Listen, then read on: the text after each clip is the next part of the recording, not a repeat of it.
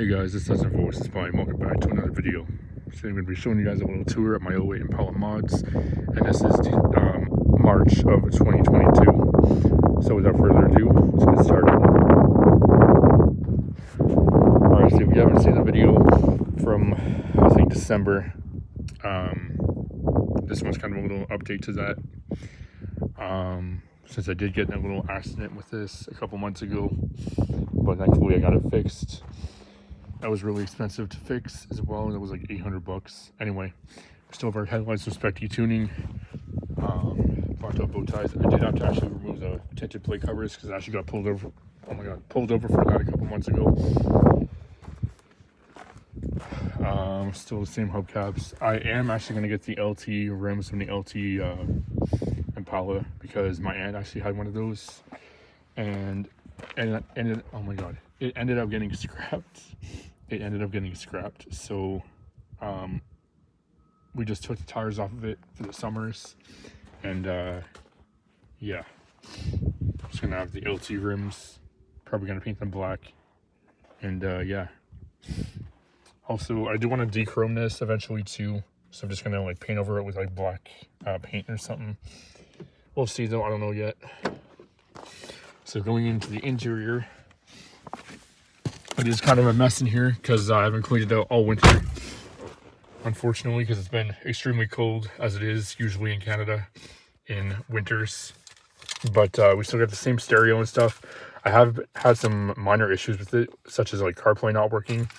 So thankfully, Ionon, which is a manufacturer of the stereo, is going to send me a new motherboard to replace, like to kind of fix it so I can replace it, and then hopefully CarPlay will work. Also, I'm not really sure if I showed you this in the last video or not, but I love the stereo. One of the things I love about the stereo is the fact that it'll tell you when a door is open or something. So if I actually open my door, it'll actually pop up there. If I open my trunk, it'll pop up there as well. One of these doors opens on a screen as well. That's pretty cool. Again, it is kind of a mess in here because I haven't cleaned it out all winter. But I do have some masks down here, which we actually won't need for that much longer because the mask mandates in Ontario are being lifted next Monday, I believe, or Monday of next week, I should say. My glove box, I don't really have anything too special in here. It's a bunch of junk. I do have the original manual for this thing though. As you can see right here. Very cool 2008 Chevy Impala.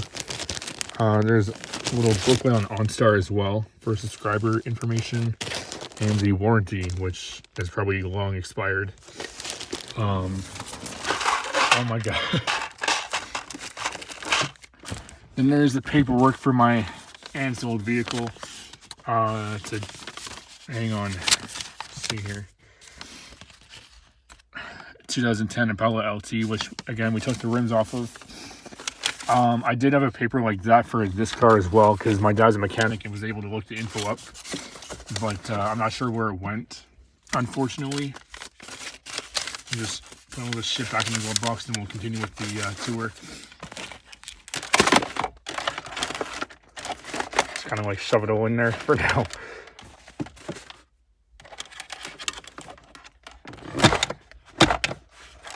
Oh my god.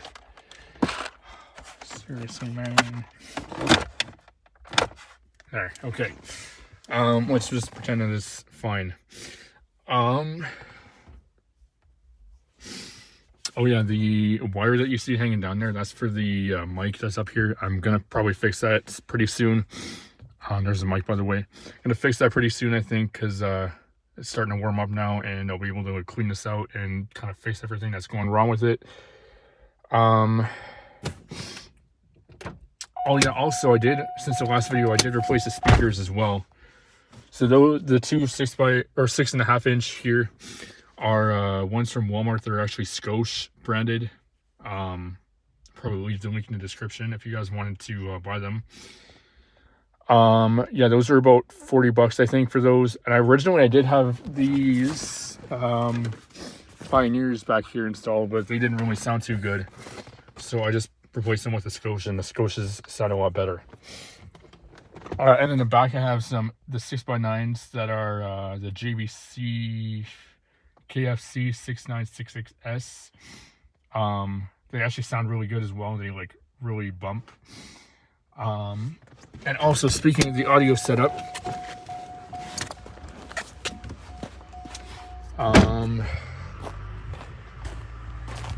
show you guys, I have a sub now. So that's my 12-inch Pioneer. I forget the model of it. I was on Amazon. It was about $300 at the time. And again, excuse the mess here. We have a shit ton of stuff in my trunk.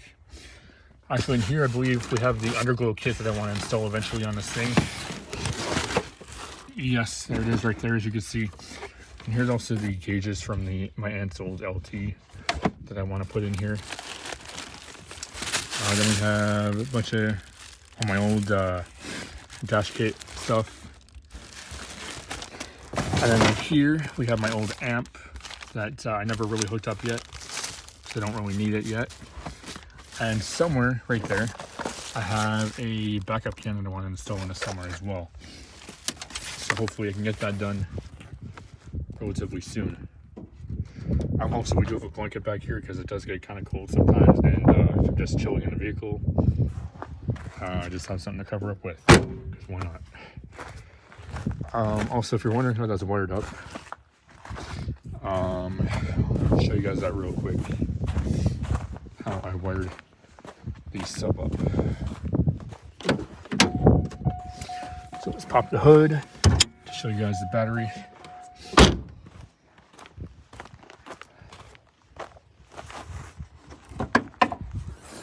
Alright, so here is the power cable for the sub, the main power cable. Actually, my neighbor actually helped me install this because I didn't really know how to. And he had like a bunch of tools and stuff to do it, so thank you for that.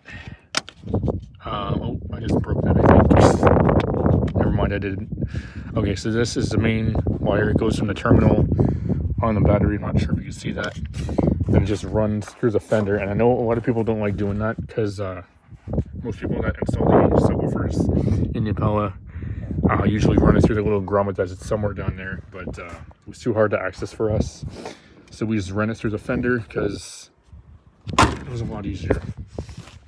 Alright, so coming over to the passenger side, as you can see, it is running through the boot here and then into the little, into the interior and under this little panel here. And then, oh yeah, I also forgot to point out my bass knob here. That's to adjust the bass level of the sub. I don't really have it mounted anywhere because I didn't really want to fuck up the interior by drilling holes or anything. But yeah, I just have it kind of just sitting there. But then we have the cables for the sub also, which is the RCA cables here. We have our remote turn on wire, and there should be one more, I believe. I forget though. No, yeah, the bass knob wire, which is somewhere here, somewhere. Okay, anyway, we ran all those underneath this carpet here, which I'll kind of show you guys real quick. Yeah, they're right there, kind of hidden away underneath the carpet. And then just ran them underneath all these little panels, underneath the carpet and shit here too. And all the way there. Oh boy, we got some rust starting. And then underneath these panels. Then we have to take the entire back seat apart because these things don't fold down in the LS model. At least in this one anyway. And then you just have to kind of run them into the trunk and get right to the sub. Let me just show you guys that again real quick, and then that'll be the end of the video because I don't really have anything else to show you guys yet. So just go back there real quick, and behind the blanket here and this box, you can kind of see. Sorry about that.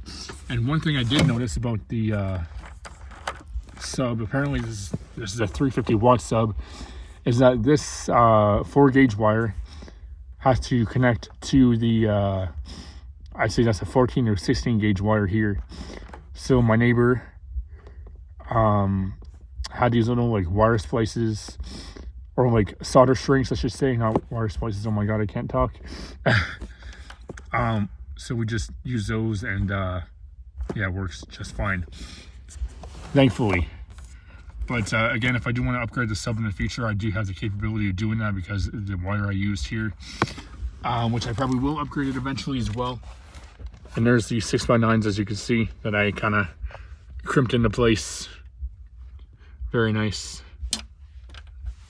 And yeah, that's pretty much it. So oh yeah, also the grounding point right there is kind of a self-tap thing. I sanded that down a while back ago as well because it wasn't making a good connection without it being sanded. So my neighbor didn't do that. So anyway, that's pretty much it. Thank you guys for watching. Oh, thank you guys for watching, and we'll see you guys again very, very soon. Peace out.